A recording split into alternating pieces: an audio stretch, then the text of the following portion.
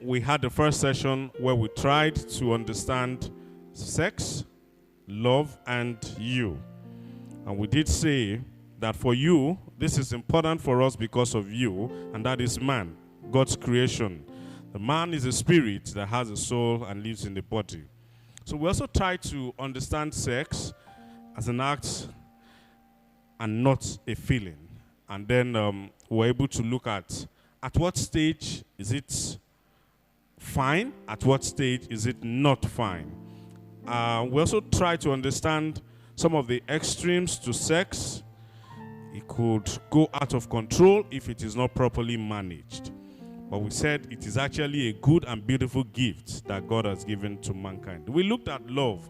I said first that love is an emotion.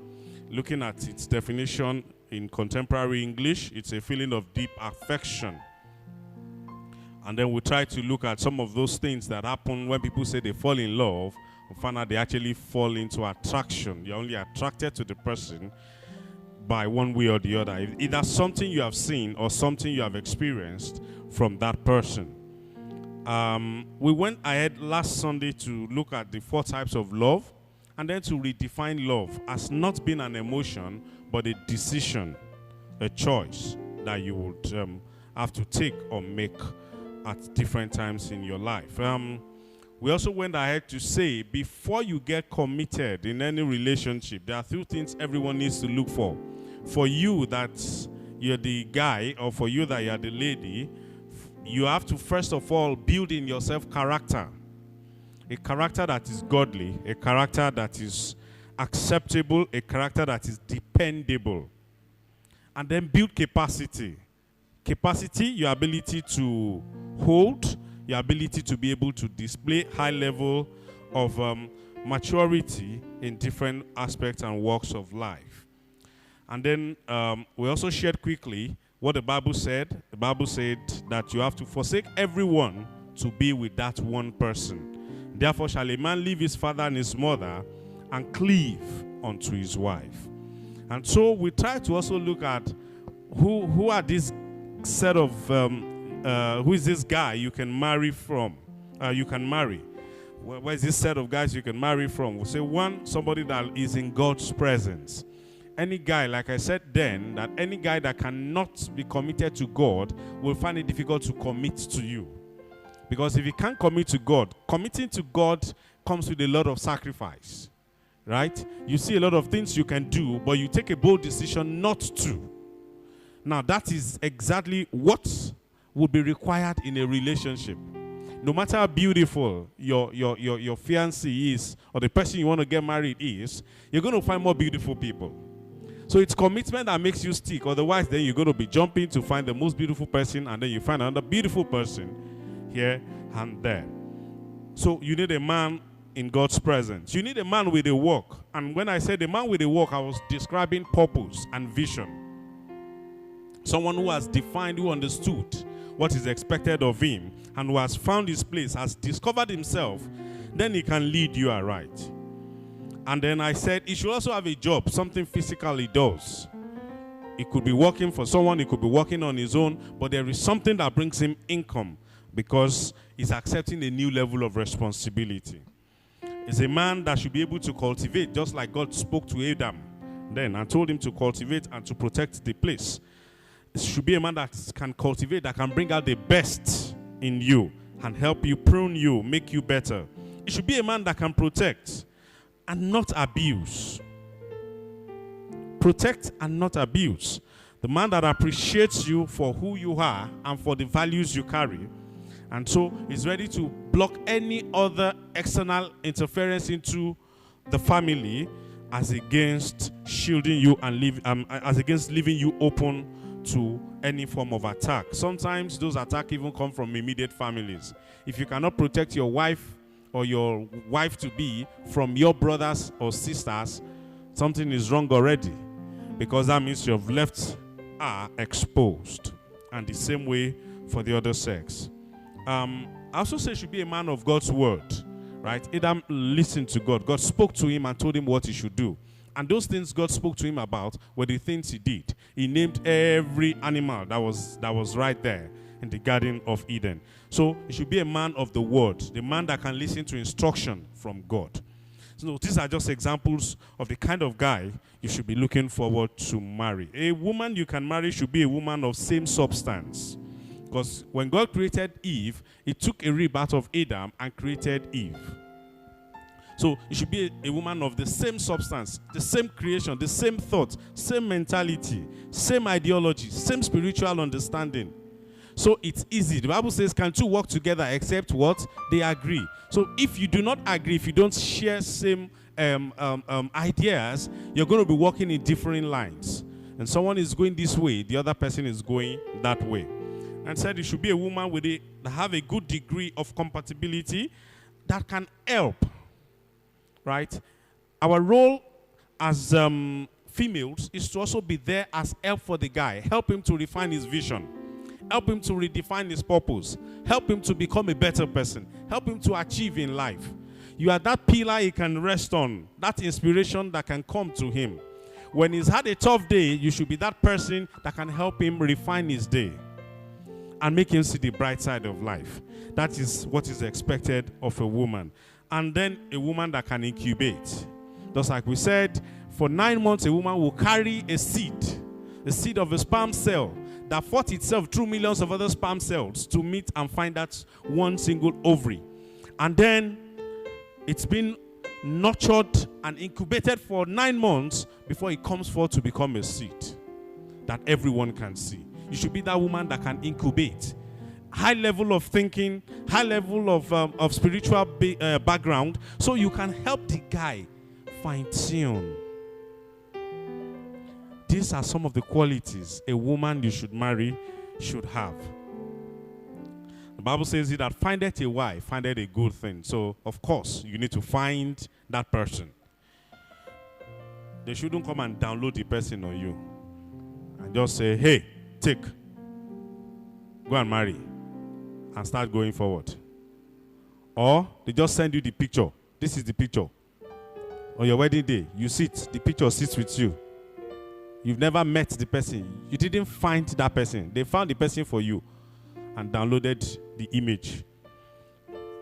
I don't think anyone here listening to me should be in that category.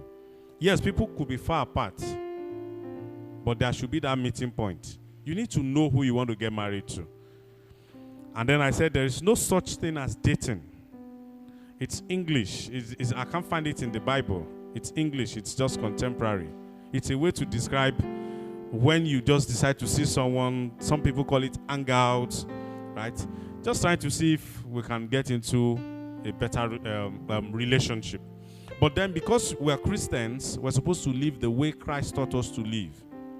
And so in that wise, what he did was for him to help you find someone you can commit to. And before you commit, there's that time of friendship. So if you have someone as a friend, and in the process of your friendship, you discovered that you have aligning thoughts, aligning ideas, then that could be a platform. It could be an opportunity. It also doesn't change the fact that you don't have to be friends forever. You could have met somewhere, right? For myself and my wife, I met her right here in church, right? We were just friends. We were in department together. And then over the years, we were just friends. Till it occurred to me at that time in that year when I was praying and God spoke to me clearly that this year you're going to have the person you get married to. But then I didn't even think about it. Was just someone very close by to me. So it was a bit of what I would say, that confirmation for that year came only from God. Because we've been friends, just like I have other friends. We've been friends for years before we got to that stage where I found what I wanted in her. Just like there were other people, but that was the person that I found what I wanted in the woman in. And so that was where we wrapped it up last week. I hope I did justice to trying to summarize this for the purpose of those who are coming in for the first time. And so, just a bit of humor. There were people that got married in the Bible, and I was sharing with you very strange circumstances. strange circumstances. Someone like David, he had to win a battle before he got married. So if you want to be like David, you want to go to a battle, and then they will give you a wife as a gift, as a reward for winning the battle. Raise your hand. You are here. You want to go to a battle. There's nobody. Everybody wants it cool and calm. Okay. So, of course, that's David's example in 1 Samuel chapter 17, verse 25. What about Jacob? He labored very hard. That was the requirement. You're going to work for 7 years, and then we'll give you your wife. And then he worked for 7 years, and they tricked him. They tricked him. And that's another way. I said it. Know the person you want to get married to. Don't let somebody send you a picture. And when the real person comes on the wedding day, you saw that the picture they sent to you, she was slim. And then when she arrived, she had become fat because she had eaten burger. And then she arrives from US, and you see the person. You say, no. This is my mommy, not my wife. So know the person. Because I was thinking, Jacob should be able to sense a smell, touch. And I'm like, how did you come and deliver somebody to me that is not my own? And then he had to walk again for 7 years of his life. That's not fair, man. It's not fair. But of course, he actually started off as a trickster. So they tricked him. Okay. Then, of course, there is Ahasuerus, who had to organize a beauty pageant. Let all the women, the beautiful women in this world, let them come together and let them come and display their skills. And there he found Esther, whom today we have to read about because of our own life. Then what about David in another spell? He was supposed to be at war. He refused to go to war and was walking around looking for what is not lost. And so the enemy helped him to find what is not lost, but that he will find. And he found a woman that was bathing naked. And then he looked, and that changed another perspective of his life. He had to kill the husband so that he could get married to the woman. Something he had to pay for at the other part of his life. So think about the decision you are going to take today, or the decision you are currently taking, or you are in. What impact will it make for your future? It's very important. What about Boaz? Bought a property, and right there at the property, he met this woman who had been bereaved, who is trying to find comfort. And then he was there as a shoulder. And the rest is the story of how Jesus came from that lineage. And then Hosea, who had to get married to a prostitute. If you are here, don't go and read Hosea and say, "Sir, Pastor, I have found," I don't know, is that what God is telling you? Don't be on your own. Don't be on your own. So those are just different types of people in the Bible and the funny approaches to how they got married. And I also have here, but okay, before I go to the needs, let me quickly also look at the life of Isaac. Abraham called one of his trusted old servants and said to him, "Go to my people, go to where I came from, and find a wife for my son." And the guy, knowing fully well that he doesn't have the character, let me not use the word character, he doesn't have the capacity to showcase over there because he's a servant. So he had to carry things that will show. He carried camels. There were 10 of them. He carried gold, he carried jewelries. Those were things that he needed to carry. Because if you go there as a servant, have you thought about it? A servant comes to your house and says, "My master said I should bring your daughter as wife to..." So, "Oh, guy, something," you say, "Are you sure you are okay?" So he had to prepare. He carried a lot of resources to show that truly the master was very blessed by God and that they wanted the hand of the daughter in marriage. But then he told God, he cast a fleece and said, "Please, any lady that will come forth and give me water and give water to my livestock, cattle that I carried, let him be that person that you have prepared for the son of my master." If you try it these days, God help you. Say, any woman that knocks my door today after prayer, you've been fasting and praying. Say, any woman that knocks the door of my house that I open to, let that be the woman. And then your neighbor's wife, 4 children, knocks and say, please, do you have sugar? So what will you do? Be careful when you want to cast a fleece. Be clear what you want and see what you want. And eventually, of course, the woman also gave consent. She came forth. She did everything. That showed you that that lady was truly well brought up. Because she didn't know what the guy had prayed for. She didn't. She only did what she should do as a nice person. So sometimes, ladies, you don't have to be harsh to show that you are that special, unique person. Because you said, hello, good morning. Oh, would you like to have your seat? Okay, it's fine. Does that make you cheap? No. It only makes you nice. And you should be nice. Good morning, sister. Kilo Shele, what is it? Don't come here.